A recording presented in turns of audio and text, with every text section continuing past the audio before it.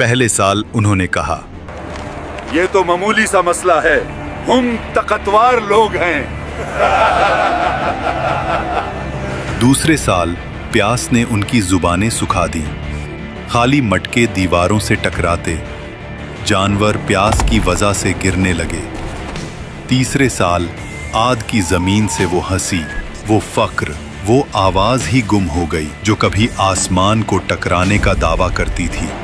और जब लोग हूद अलैहिस्सलाम के पास आए तो वो उन्हें देखकर रोए नहीं, बस इतना कहा, अब अजाब का वक्त करीब है।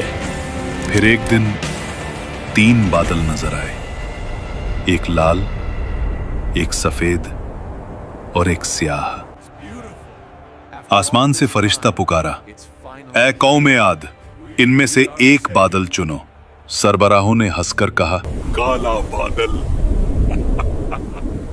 उसमें पानी है, रहमत है।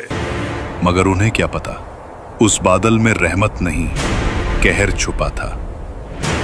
आसमान स्याह हो गया, हवा ठंडी हुई, लोग नाचने लगने, चिल्लाने लगने।